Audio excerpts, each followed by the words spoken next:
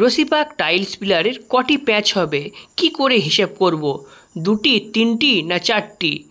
এই হিসাবের একটি সহজ উপায় আছে, চলুন আপনাদের সঙ্গে আজকে না হয় সেটাই শেয়ার করি।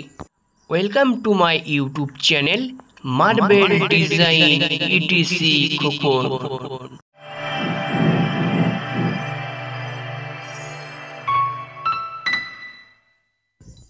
পিলারের কটি প্যাচ হবে হিসাব করার জন্য সর্বপ্রথমে আপনাকে পিলারটি মাপতে হবে, কত মিলিমিটার হচ্ছে সেটা আপনাকে দেখতে হবে।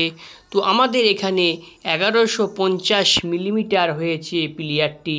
এবারে আমরা এর সঙ্গে আরও 50 মিলিমিটার যোগ করব, তাহলে আমাদের 1200 মিলিমিটার হয়েছে পিলারের গোলাইটি।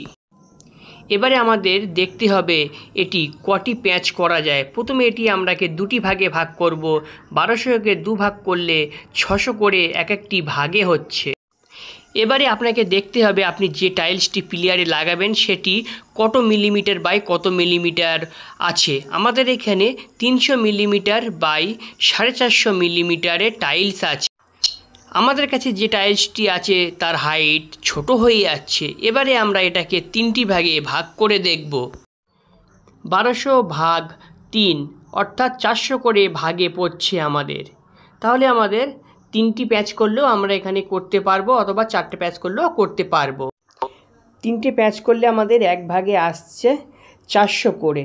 এইবারে 400কে আমরা 8 দিয়ে ভাগ করব, অর্থাৎ এক একটা ভাগে আমাদের 50 মিলিমিটার করে আমাদের টাইলস কাটতে লাগছে। বিট কাটার পরে আমাদের হাইটটা যেন 400 মিলিমিটার থাকে এবং চওড়াটাও যেন 400 মিলিমিটার থাকে, সেটা আমাদের কিন্তু এখন দেখে নিতে হবে। দেখে নেওয়ার পরে আমাদের কোনাকুনি দাগ মেরে এটাকে আমাদের কেটে নিতে হবে। তারপরে কি করবেন বাকিটা আমি আপনাদের বলছি। তার আগে চ্যানেলে যদি আপনি নতুন হয়ে থাকেন চ্যানেলটি সাবস্ক্রাইব করে রাখুন, পাশে থাকা বেল আইকনটি বাজিয়ে অল নোটিফিকেশনটি অন করে দিন এই রকম কাজের হিসাব জানার জন্য, এবং খুব সহজে আপনি কাজও করতে পারবেন আমাদের এই চ্যানেলের ভিডিওগুলি দেখে দেখে।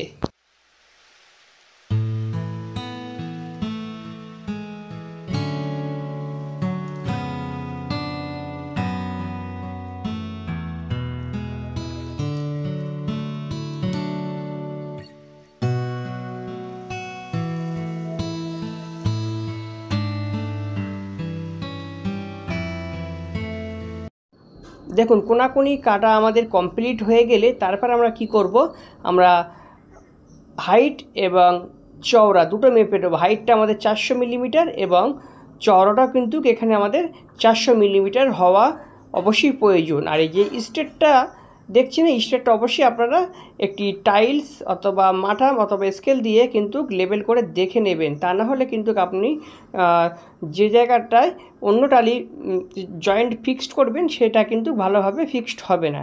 দুই দিকে আমরা দেখে নিলাম খুব ভালোভাবে, দুই দিকে যেন আমাদের এখন 400 মিলিমিটার থাকে।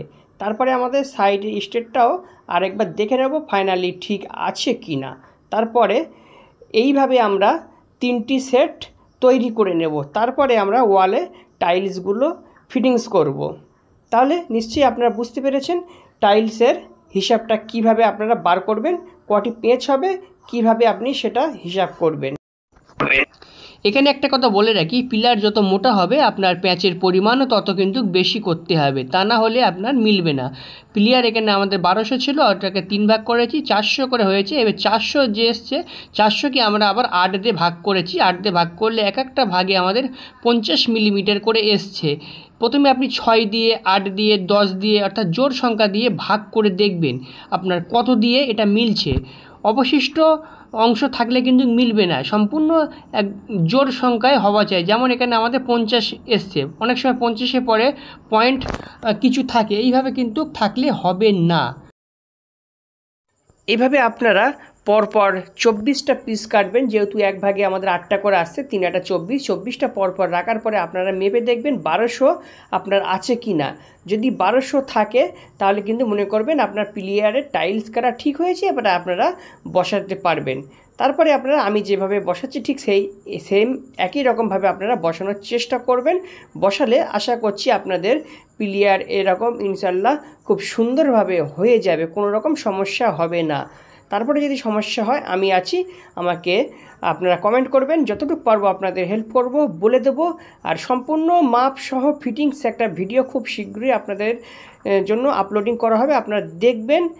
আশা করি আপনাদের অনেক কিছু আপনারা জানতে পারবেন। ভিডিওটি ভালো লাগলে লাইক করুন, বন্ধুদের সঙ্গে শেয়ার করুন, আর চ্যানেলে নতুন হলে চ্যানেলটি সাবস্ক্রাইব করতে ভুলবেন না।